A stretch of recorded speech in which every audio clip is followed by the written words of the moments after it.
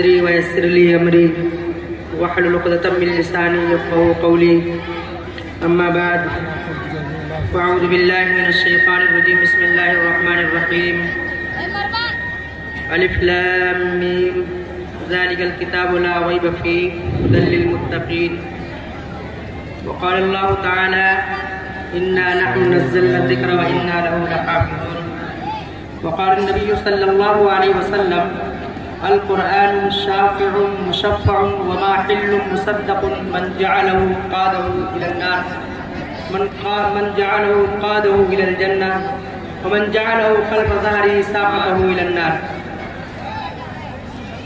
میرے محترم اللہ رب العزت والجلال کا اتنا بڑا کرم ہے، کتنے اس کے احسانات ہیں کہ اگر ان احسانات کو اور ان نعمتوں کو ہم شمار کرنا چاہیں تو شمار نہیں کر سکتے ہیں. اگر اللہ رب العزت والجلال ہمیں آنکھیں نہیں دیتا تو ہم نابینا ہو گئے ہوتے. اگر اللہ رب العزت ہمیں بال نہیں دیتا تو ہم گنجے ہوتے. اگر اللہ رب العزت والجلال ہمیں کھانا نہیں دیتا تو ہم بھوکے ہوتے. اگر اللہ تعالیٰ ہمیں عزت نہیں دیتا تو ہم ذلیل ہوتے. میرے محترم بزرگوں دوستوں، قرآن پاک بھی یہ اللہ تبارک و تعالیٰ کی طرف سے ہمارے اور آپ کے اوپر ایک بہت بڑا ایک انعام ہے. اللہ رب العزت والجلال نے قرآن پاک کی حفاظت کا وعدہ خود فرمایا ہے اور اللہ رب العزت والجلال نے بھی بتلایا ہے کہ ایسی کتاب ہے جس کتاب کے اندر کوئی شک اور کوئی تردد نہیں ہے. ایک واقعہ میں آپ کے سامنے پیش کرتا ہوں کہ اس قرآن پاک کو صحابہ اکرام نے کس عنوان سے اور کیسے اس کو اپنا دستور عمل بنایا. کوئی بھی موقع ہو، صحابہ ایک قرآن پاک ایک انقلابی کتاب ہے اور ایک ایسی انقلابی کتاب ہے کہ اگر انہوں نے اپنے سینے سے لگایا اور جہاں جہاں گئے اس کو انہوں نے فتح کیا. قیصر و کسریٰ کو فتح کیا، رومیوں کے اپنے ماتحتی میں کر لیا. اور میرے محترم بزرگوں دوستوں، یہ بڑی بات نہیں ہے. بڑی بات یہ ہے کہ انہوں نے جس ملک میں گئے، جس مقام پر گئے، اس مقام کی تہذیب کو بدل دیا، اس مقام کے تمدن کو بدل دیا، اس مقام اور اس ملک کی زبان کو بدل دیا. اسی لیے اقبال نے کہا تھا کہ بات کیا تھی کہ نبو قیصر و کسریٰ سے دبے، چند وہ لوگ جو اونٹوں کو چرانے والے، جن کو کافور پہ ہوتا تھا نمک کا دھوکہ، بن گئے دنیا کی تقدیر بدلنے والے. میرے محترم بزرگوں دوستوں، ہم اور آپ کہتے ہیں آج ممالک عربیہ مصر کو، عراق کو، شام کو، حالانکہ یہ ممالک عربیہ نہیں تھے. میں بتلانا یہ چاہتا ہوں کہ قرآن پاک کو صحابہ نے اپنے سینوں سے لگایا، اس کو اپنے سینوں سے بسایا. صحابہ اکرام نے قرآن کو پکڑا. ہم اور آپ کہتے ہیں کہ مصر یہ ممالک عربیہ، عراق کو ممالک عربیہ، شام کو ممالک عربیہ، حالانکہ یہ پہلے ممالک عربیہ نہیں تھے. یہ عراق، یہ شام کا، یہ عراق ایک خراسان کا ایک ملک تھا. اس میں دوسری بھاشا بولی جاتی تھی. مصر یہ قبطیوں کا ایک ملک تھا جہاں قبطی زبان بولی جاتی تھی.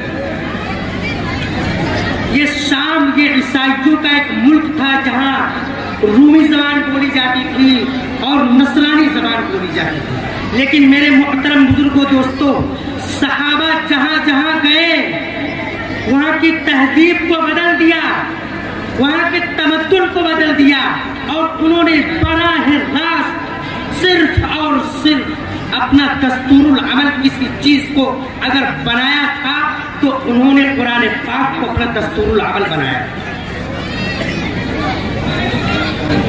خبریں بتایا کرتے تھے. لیکن اللہ کے نبی سرکار دو عالم صلی اللہ علیہ وسلم کی ذات اقدس پر قربان جاؤ، کونین کی تخلیق کا مولا تو سبب ہے. اسلام کا مفہوم تیرے در کا ادب ہے، کہاں سے آیا ہے تیری سیرت کا قصیدہ، قرآن میں یاسین تیرا نام لقب ہے. والفجر کا مطلب تیرے چہرے کی تلاوت، واللیل تو مولا تیری زلفوں کا لقب ہے۔ قربان جاؤ اللہ کے نبی سرکار دو عالم صلی اللہ علیہ وسلم پر جن کے اوپر قرآن مقدس نازل ہوا۔ میں بتلانا یہ چاہتا ہوں کہ وہ ملائکہ، وہ جناتوں کا ایک گروہ اللہ کے نبی سرکار دو عالم صلی اللہ علیہ وسلم کی بعثت کے بعد ان کا آسمانوں پر جانا منقطع ہو گیا، ان کا راستہ بند ہو گیا۔ وہ بہت سوچ میں پڑ گئے، ایسی کیا بات ہے کہ میرا آسمانوں پر جانا منقطع ہو گیا؟ کون سا ایسا مشورہ پیش آ گیا؟ وہ سوچ رہے تھے کوئی ایسا حادثہ ہے جس کی وجہ سے میرا آسمانوں پر جانا بند ہوا ہے، لیکن حادثہ کیا ہے مجھے پتا نہیں ہے۔ وہ ملائکہ کا ایک وفد، ان جناتوں کا ایک وفد مکہ مکرمہ پہنچتا ہے۔ مکہ مکرمہ پہنچ کر کے دیکھتے ہیں کہ وہ اللہ کے نبی سرکار دو عالم صلی اللہ علیہ وسلم تلاوت کلام اللہ فرما رہے ہیں۔ جب تلاوت کلام اللہ فرما رہے ہیں فوراً سمجھ گئے کہ اس کلام پاک کے علاوہ یہی ایک ایسا کلام ہے جس کی وجہ سے میرا آسمانوں کے اوپر جانا بند ہوا ہے، منقطع ہوا ہے۔ یہ قرآن ہی ایسا کلام ہے۔ انا سمعنا قرآنا عجبا یہدی الی الرشد فآمنا بہ ولن نشرک بربنا احدا۔ میں نے ایک عجیب اور غریب قرآن سنا ہے، ایسا قرآن سنا ہے جو انسان کو نیکیوں کی طرف راہ دکھلاتا ہے، نیکیوں کی طرف لے جاتا ہے۔ اور فآمنا بہ ولن نشرک بربنا احدا، اور میں انشاءاللہ کہ آج کے بعد اللہ رب العزت والجلال کے ساتھ کسی کو شریک نہیں ٹھہرائے۔ میرے محترم بزرگوں، بتلانا یہ چاہتا ہوں کہ یہ قرآن پاک ہمارے اندر، قرآن پاک کی وہ انقلابی کتاب ہے نا کہ صحابہ نے جس مقام پر جہاں بھی گئے، جس میدان میں گئے، انہوں نے وہاں کی کایا کو پلٹ دیا۔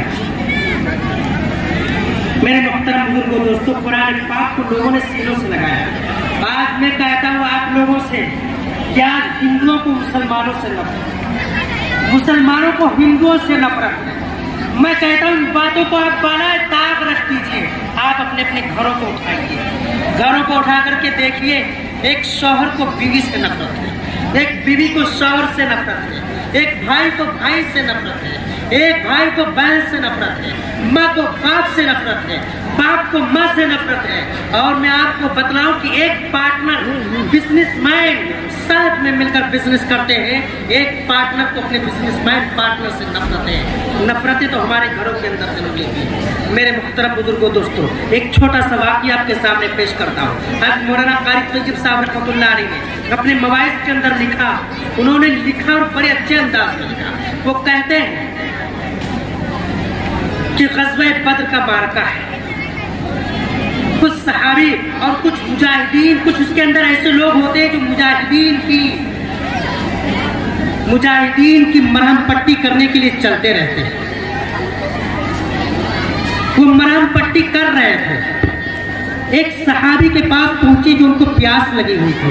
میں بتلانا یہ چاہتا ہوں کہ آج ہم نے اپنے گھروں سے قرآن کو دور کر دیا ہے، اور جب قرآن کو دور کر دیا ہے تو آج ہمارے گھروں کے اندر اختلافات ہیں، ہماری قوم و ملت کے اندر انتشار ہے، اختلاف۔ غزوہ بدر کا معرکہ ہے، دیکھتے کہ ایک صاحب پیاسے ہیں، صحابی پیاسے ہیں، انہوں نے پانی کو طلب کیا۔ ایک صحابی اپنا پیالہ ان کے پاس لے کے جاتے ہیں، جا کر کے دیکھتے ہیں تو وہ اپنے قریب منہ کے پاس کرتے ہیں کہ سامنے دیکھتے ہیں کہ ایک صاحب اور بیمار ہے اور زخمی پڑے ہیں، ان کے پاس جاتے ہیں تو دیکھتے ہیں کہ ان کے بغل میں ایک اور ہے، پھر ان کے بغل میں ایک اور ہے، پھر ان کے بغل میں اور ایک اور ہے، یعنی سارے صحابی پیاسے ہیں۔ اور صحابی کتنے؟ قاری طیب صاحب رحمۃ اللہ علیہ نے کہا کہ 7 صحابی ہیں، 7 زخمی ہیں۔ جب 7ویں کے پاس پہنچتے پانی لے کر کے تو دیکھتے ہیں کہ وہ ان کا انتقال ہو چکا ہوتا ہے۔